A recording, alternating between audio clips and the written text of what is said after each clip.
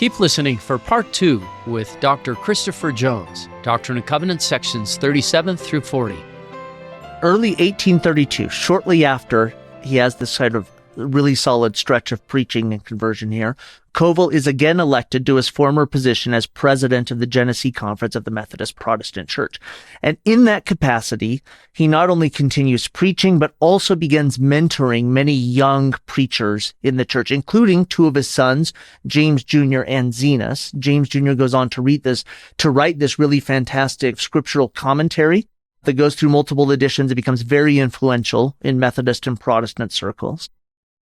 And that group of preachers that he mentored during that time also included a man named John Green, a Methodist reformer who joined the Methodist Protestant Church in 1832 and took up an assignment on the Hannibal circuit of the Genesee Conference. For the year and a half prior to Green accepting that appointment, though, he had also been investigating the Church of Christ and reading the Book of Mormon. He received that Book of Mormon from Samuel H. Smith in July of 1830. This is the John Green married to Rhoda Young, who together with her brothers Phineas, John, Joseph, Lorenzo, and Brigham Young read and studied the Book of Mormon. Phineas, Joseph, and John Young, like their brother-in-law, John Green, were all Methodist preachers who, in the words of Phineas, continued to preach, trying to tie Mormonism to Methodistism for more than a year before finally concluding that they must leave one and cleave to the other. Green apparently reached a similar conclusion, and in spite of his recent decision to unite with the Methodist Protestant Church and accept this preaching appointment, had become within 2 months convinced of the Book of Mormon's truth and decided to be baptized. At a special session of the Genesee Conference in October, Green's decision was characterized thusly: John P. Green, having left the connection in an irregular manner, therefore resolved that we withdraw the hand of fellowship from him. As president of the Genesee Conference leading up to that meeting, James Covel certainly played some part in that decision. Whether Covel and Green talked about the church, whether they talked about Covel's earlier flirtation with it and the revelation that he received, we don't know. But we do know that these two men knew one another and that they provide sort of contrasting examples of how they responded to this message. Let me make sure I have this. You can help me out. James Covel, who we've been talking about here, comes in and out of the church pretty quickly in January of 1831. And then John Green, he decides to leave Methodism. Early 1832. And yet they knew each other. Yeah. Wow. Wouldn't you love to know if they had talked about this? Wow. Yeah. I did not expect this, John. Yeah, this is great. What was President Hinckley's statement? Bring all the good that you have and let us see if we can add to it. Now, we wish James would bring all of that good that he has, but it's good. I like that phrase. It remaineth with me to do with him as seemeth me good. And he did do good. If it invites to believe in Christ and to serve him, that's good by definition. I think, too, that what did Elder Kieran say? God is in relentless pursuit of you and of all of those that we sometimes feel some angst about. As you said, Christopher, beautifully, the God that I worship is not excited to punish or eager to punish. Yeah. As you've been telling us this has made me look at almost every part of 39 and 40 now with a completely different lens. Instead of, oh, look at all these promises. Oh, what a disappointment. Even this phrase, he returned to his former principles and people.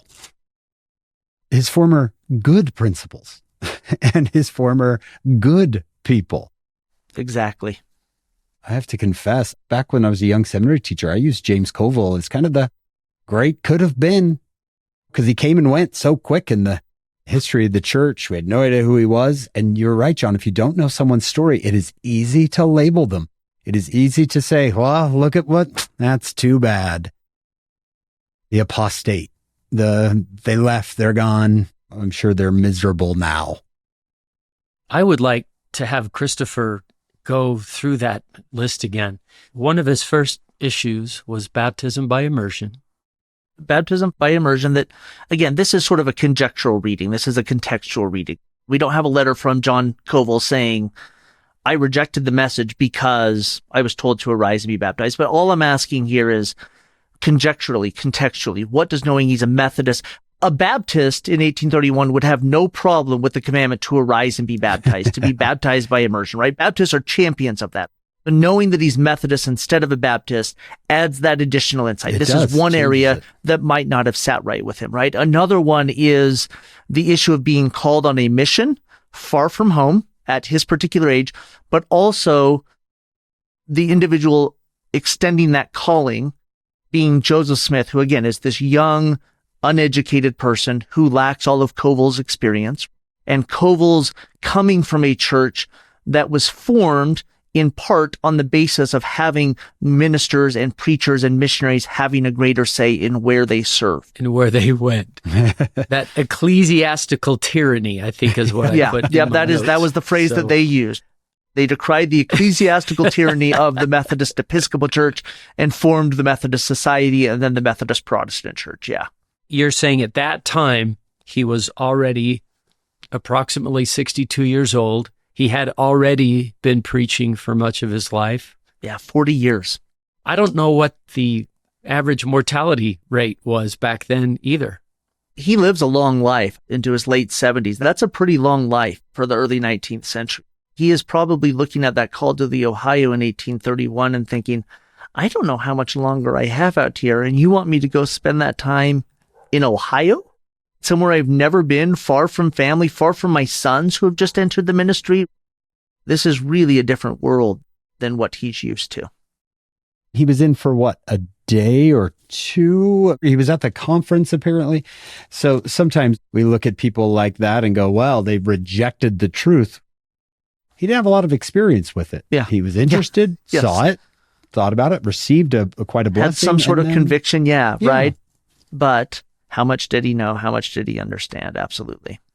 I confronted this as a teenager because one of my best friends in high school was a rock-solid Presbyterian who was living for the strength of youth.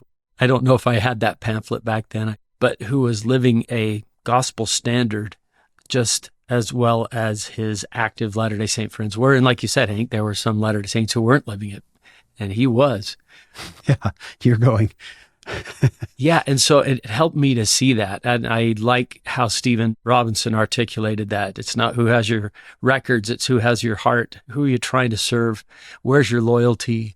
We've talked about the Comeback podcast. There's always hope, and I just hope people feel that way too. God is going to feel after people. Right. I have a friend who was worried about his daughter. He told me that he was struck with a Book of Mormon story of the four sons of Mosiah. The angel came, and what the angel said in Mosiah 27 was not, you guys should come back to church. What the angel said was, your father has prayed with much faith concerning thee, not that thou mightest come back to church, but listen to this phrase, that thou mightest be brought to a knowledge of the truth. And he was struck with that when he read it, is that some will find the truth and some may go a different path, but they'll find it and the Lord will help them find it.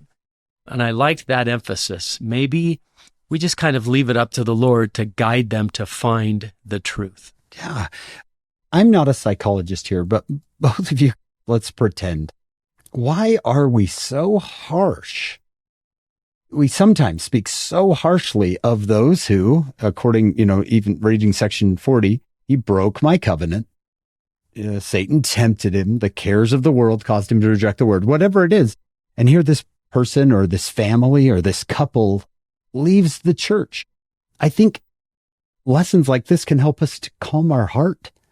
Maybe in fear, we speak harshly because we're scared, and maybe we're scared our children will do that. Well, they're never going to be happy again. Just watch. They're never. And what happens if they are? What if they turn into James Covel and just do all this good? Can we be okay with that? Christopher, now that you've been through this experience, how do you see that? Maybe I can share a little bit of my own story here.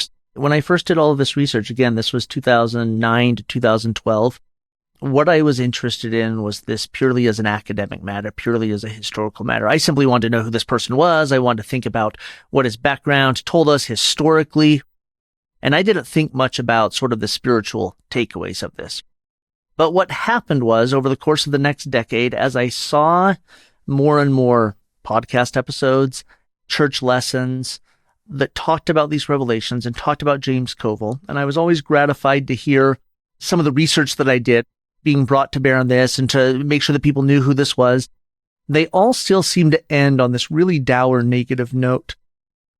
That made me begin to think, well, first off, I got defensive. I thought, that's not fair to James Covel, right? That's not fair to the guy whose life I researched. And then it was upon rereading section 40 that final phrase there finally stood out to me. And I thought, wait, we know what the Lord did with him. He continued to work with him, and he did all of these incredible things for the remainder of his life.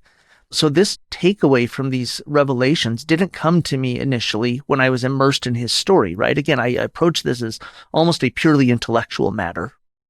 And it wasn't until I went back and read these verses carefully that final phrase stood out to me, and I thought about what it meant and what it could mean in light of what I knew about James Covel's life.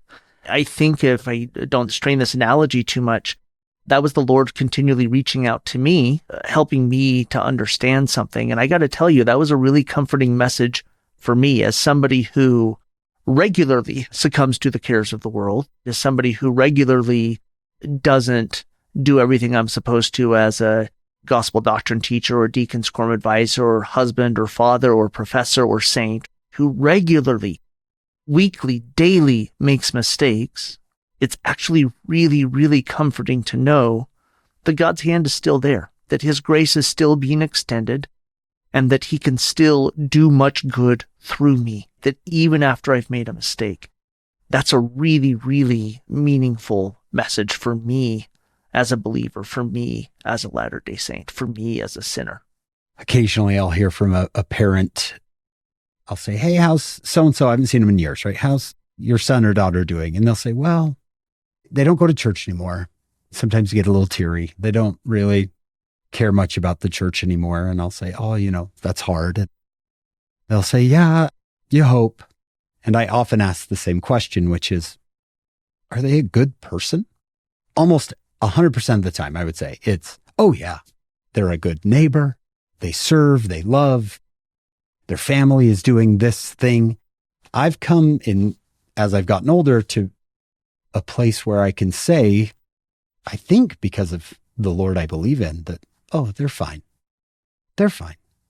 I don't know, John, maybe we're too nervous to allow them to be okay and to allow the Lord to do what is good, what seems to him to be good. I can't believe I used to read that in such an ominous tone. To do with him as seemeth me good. The Lord. I honestly have read it that way, and I want to change my mindset that obviously we want people to remain active in the church. I don't think anybody listening would go, oh man, you're giving people permission to leave the church. That's not our intention here. No, we want them in the temple. We want them to enjoy temple blessings. We've talked about this before. The Lord said, this is my work and my glory. He didn't say this is your job and your glory to make sure your children know. He said, actually, this is my work. I am able to do my work. Best you can do is be willing, but I am able. I'm able. If he's instructed us to be patient, then we can be patient and say, the Lord, I don't know how the Lord's going to do this, but I trust him to do as seemeth him good with my loved ones. It doesn't even have to be something like leaving the church or choosing to walk away or break one's covenants. I may struggle to extend grace or even good feelings to my neighbor down the street who posts a political sign in his yard with which I disagree. And I think, how on earth could you ever think that or support that person, right? And yet I have those neighbors and I have thought those things. And I know that those same neighbors are the sorts of people that if I needed something at 3 a.m., if there was a pipe burst in my house, that I could call them and they would be over in a heartbeat to help. Think about that as just in my day-to-day life, extending that grace and hoping that others in turn extend that to me. And the reason why is because the Lord's extending that grace, because the Lord loves that person, even if I struggle to find that love at times. Again, I hope that same grace can be extended to me by both the Lord, which I have faith it will be, but also by others. Yeah. When it's someone you don't know, it's easy to say, well, but when it's someone you know, when it's your child, when it's your sister, when it's your brother, please be gentle, right? You're saying what Chris said in the back of that gospel doctrine class. Oh, that's not fair. Right? That's not fair to say about that person. I think of my own sister. I don't think she'll mind me saying this. Down there in Florida, she went inactive from the church and even took her name off the records of the church. And she was a kind, good, wonderful person. She took a different path than obviously I hoped. But there wasn't a moment where I would say, well, we're going to have to live without her in the next life. That's too bad. Section 38, verse 25, let every man esteem his brother as himself. That's a final judgment. We don't get to make those. President Oakes taught us that's a final judgment, and the Lord's in it for the long game. So I got to tell you a little bit more about my sister. She, like I said, left the church, went inactive completely, removed her name from the records, and went and lived her life. And always a good person, always a kind soul through and through. And I think the Lord was using her in his work wherever she was. At some point, she decided to go to church, not to our church, but to church. She found a local Christian church. The preacher was fantastic, and she really enjoyed it. She even joined the choir. I remember my mother saying, I don't know what to think about this. She really likes her Christian church. I said, Mom, this is fantastic. It's awesome. I'm glad she's doing it. Well, she's going to this church. I think it was a few years where she was going. One day, I think this pastor, I don't know what he was thinking. He must not have known her background, but he gave a message about the Mormons. He said that we know Mormons will not be in heaven.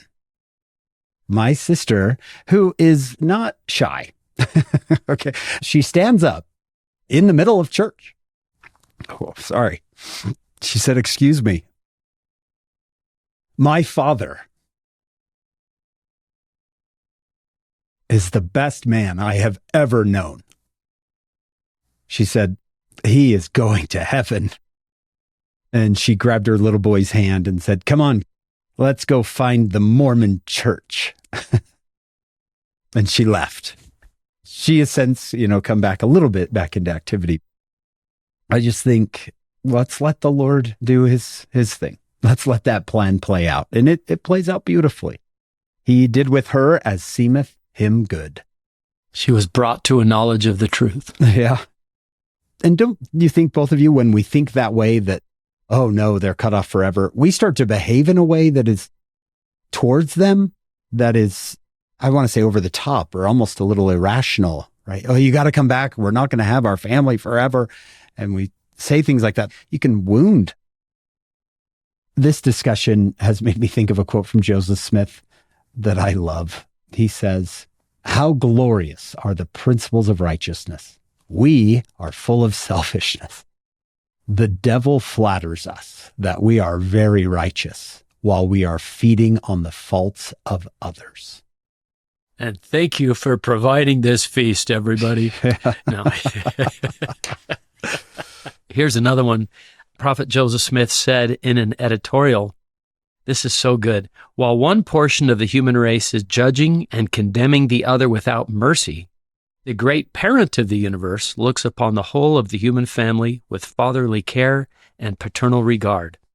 He views them as his offspring, and without any of those contracted feelings that influence the children of men, causes, in small quotes because it's out of the Sermon on the Mount, his sun to rise on the evil and on the good, and sendeth rain on the just and on the unjust. He holds the reins of judgment in his hands. He is a wise lawgiver, and will judge all men, not according to the narrow, contracted notions of men, but according to the deeds done in the body, whether they be good or evil, or whether these deeds were done in England, America, Spain, Turkey, or India. That's the long version from History of the Church, Volume 4. I'm reading through section 39, just glancing down at it now at this promise made to James Covel about all the things that still came to pass. I read verse 13, "Thou art called to labor in my vineyard, to bring forth Zion, that it may rejoice in the hills and flourish." And then in verse 17, "Wherefore lay to with your might," which he did, "and call faithful laborers into my vineyard," which he did, "that it may be pruned this last time." Verse 19, "Go forth crying with a loud voice, the kingdom of heaven is at hand." There are so many things that he went on to do. I love this merciful way of seeing this. Hank, when I was a bishop, sometimes I used to borrow a phrase from Star Trek. Okay, hear me out, guys. Okay. When Captain Kirk would leave the bridge, and I suppose this is a common phrase of command in the navies around the world, but he would say, "You have the con." There were times when I used to say to the Lord, "You have the con." I knew he was better at it than I was. I could, in faith, hand that off and say, I've done the best I could figure out. You have the con. Sometimes I couldn't sleep, so I'd say, "I don't know if me sitting here worrying is going to do the congregation any good." Yeah. I probably not. So you have the con. Good night. Does that make any sense to you guys, or is that way too nerdy? Oh, I love it. Yeah, I don't think you can get much nerdier than what I've done over the last hour and a half. So I think you're good. Maybe one point I can bring up here, one thing that this conversation has made me think of.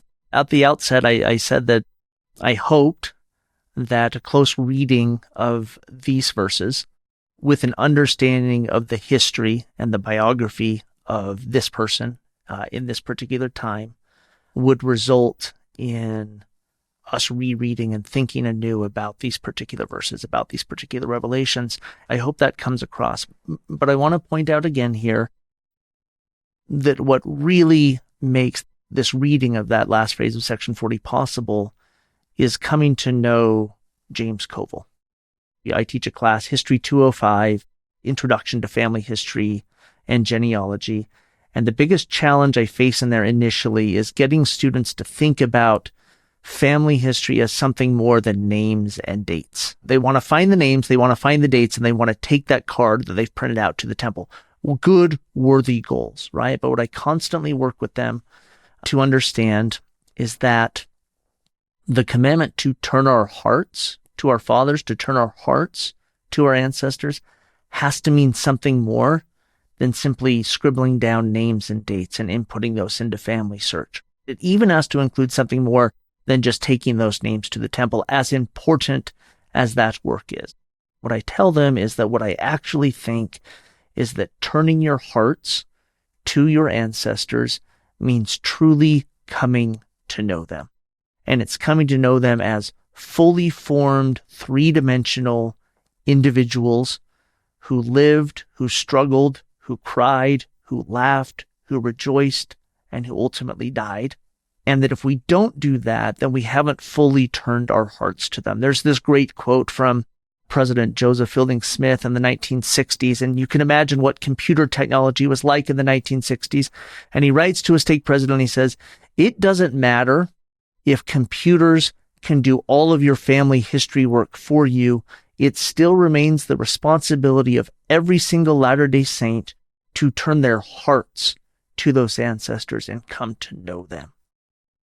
James Covel's not my ancestor, but coming to know him as a person, coming to know who he was, what his background was, why he was interested in the church, why he ultimately decided to leave, and what he did afterwards, has entirely reshaped the way that we read these verses. And this is possible with every section of the Doctrine and Covenants. If we allow ourselves, if we take the time in our study to not just give it a quick read and then show up to gospel doctrine class on Sunday, to not just listen to a podcast episode or two about it, but to really delve deeply and come to know these people, whether that's Joseph Smith or Emma Smith or James Covel or Sidney Rigdon, come to know who they were.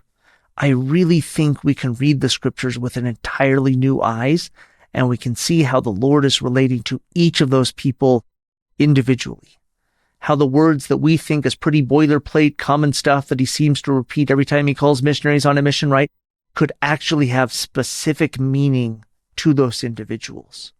This isn't easy work, but I think it's really, really worthwhile work. It's more than history for history's sake. It's history because understanding that history, understanding that background, understanding who these people were brings these revelations to life and really helps us appreciate them in a way that we aren't able to otherwise. As you said that, Christopher, we have a knowledge of a merciful God. And I went back to section 38 and I looked at verse 14. I have a phrase highlighted. He's saying, this is why I'm telling you these things, and you are blessed, not because of your iniquity, neither your hearts of unbelief. So he's saying, you are very blessed. It's not because of your actions, and it's not because of your heart. For verily, some of you are guilty before me. And then this phrase, but I will be merciful unto you in your weakness. That's the God we worship. A God who looks at us all in our weaknesses and says, oh, I love you. Yeah. I will be merciful to you.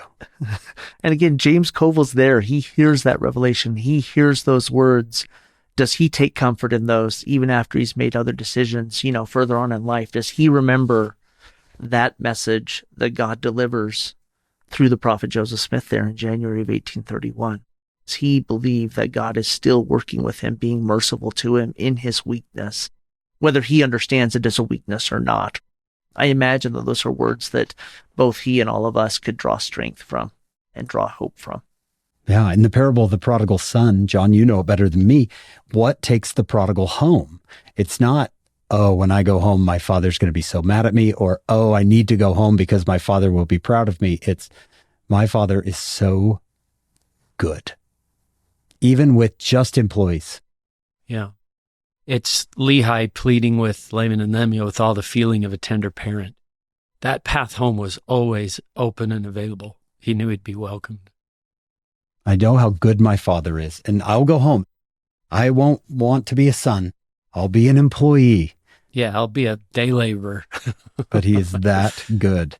I don't know, maybe this is a little over the top, but I can almost hear James Colville from the other side saying to Christopher Jones, please tell my story. I want this story told.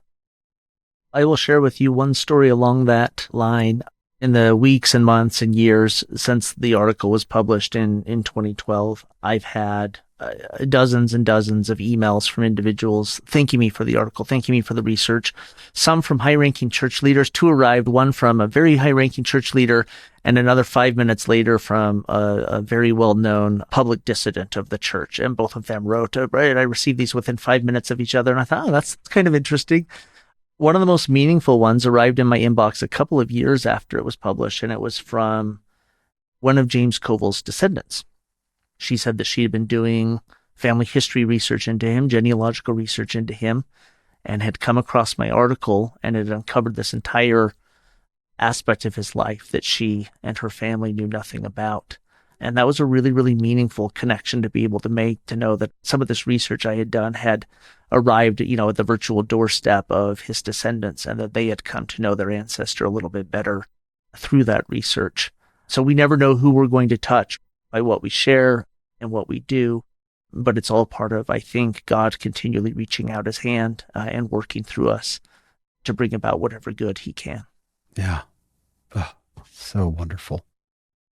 Christopher, if you don't mind, let's ask you one last question before we let you go. We'll occasionally hear the narrative that if you study church history, you'll likely lose your faith. Yet here you are. You are a trained professional historian. I'm guessing you know quite a bit about the history of the church. Yet I sense a believer here. That narrative kind of falls apart in your situation. What have you seen in the history of the church that has stirred you? That's a really good question. I want to say here at the outset, I think that there are very real and very difficult issues in the church's past And I am entirely sympathetic to those who encounter that information and struggle with what they learn, that it gets to the core of their beliefs about the church, its inspired history, the nature of prophets and prophethood, and so on. I sympathize. I have struggled with those issues myself over the years, and I don't want anybody to think it's bad to have those questions or to ask them or to struggle with them even. I think from a historical perspective, this is me putting on my historian's hat here, the history of the Church of Jesus Christ of Latter-day Saints, the history of this movement is, in terms of the people that it involves, is probably best approached as a history of people doing their best to implement what God has instructed them to do. Okay, and I don't mean to remove God from the equation when I say that, but rather there's a respect for human agency there. Along the way, there are stumbles and there are falls and there are mistakes. There are also a lot of wonderful, truly fantastic things. To those that are currently in the middle of struggling, I would implore you to find a community of people who are sympathetic, who are kind, who are generous, and not just to you in your struggles, but that are also sympathetic and kind to those that you're struggling as you learn more about, to Joseph Smith or Brigham Young or Emma Smith or whoever that individual or whatever that event might be. There are historians like me out there that would love to be of service if we can. As I went through my own periods of struggle and crisis earlier in my life, as I encountered some of this information for the first time, some of these more difficult aspects of church history, I had a community of friends that got me through it, a community that I could ask difficult questions of people that I trusted. Some of them were professors at BYU. Some of them were fellow graduate students, Latter-day Saints, studying this past. And I could trust them both because they knew spiritually what I was going through, but also intellectually what I was wrestling with. And that sense of community was what saved me on more than one occasion, was that God placed those people in my life to help me. And I've tried to do that same thing for others. That's not the question you asked. That's not an answer to the question you asked. You asked, Hank, what have I found in church history that has been inspiring or assuring or confirming of my testimony? I read the history of the church. I study it as a history of God intervening in human history and humans doing their absolute best to make sense of what it is that God is telling them. That is me attempting to extend grace to historical figures who are trying their best to implement the commandments of God. When you think of it that way, I see the history of the church. I celebrate it not because it erases or dismisses or excuses the more difficult aspects of church history, whatever those might be for individuals, but because it confirms to me, it shows to me, it provides examples to me of God continually working with people. And that's what we've spent so much time talking about here today, is God not giving up on people. It's not easy because there's a lot of people in history that did truly, truly despicable things. I don't seek to excuse their actions. I don't think I need to pretend like this person didn't enslave that person or that person didn't commit a violent crime against that person. But I can try and understand who those people were, and I can try and see them as I think our Heavenly Father sees us, and that is as His children that He loves and that He cares for, even when we make mistakes, even when we choose to follow our former principles and people, even when we don't respond to what He's urging us to do. Yeah. I can tell when I'm getting nearer to God because I'm more inclined to look with gentleness on people. I like that. I like that. Gentleness is good. John, I didn't know when we started the show, when I said that you are a blessing, a co-host so great as I have never have known, that this episode would be a blessing so great as I never have known. That's better said. Yeah. I walk away going, I am forever changed. That's the power of studying together, studying these revelations, these words. Don't know if they have the episodes playing in the spirit world, but if they do, then we hope that these fine folks we've talked about today are happy with what they heard. We want to thank Dr. Christopher Jones for being with us today. What a treat. We want to thank our executive producer, Shannon Sorensen, our sponsors, David and Verla Sorensen, And every episode, we remember our founder, Steve Sorensen. We hope you'll join us next week. We need to talk about what happens in Ohio on Follow Him. Thank you for joining us on today's episode. Do you or someone you know speak Spanish, Portuguese, or French? You can now watch and listen to our podcast in those languages. Links are in the description below. Today's show notes and transcript are on our website, followHIM.co. That's followHIM.co. Of course, none of this could happen without our incredible production crew. David Perry, Lisa Spice, Jamie Nilsson, Will Stoughton, Crystal Roberts, Ariel Cuadra, Heather Barlow, Amelia Kabwika, and Annabelle Sorensen. Whatever questions or problems you have, the answer is always found in the life and teachings of Jesus Christ. Turn to Him. Follow Him.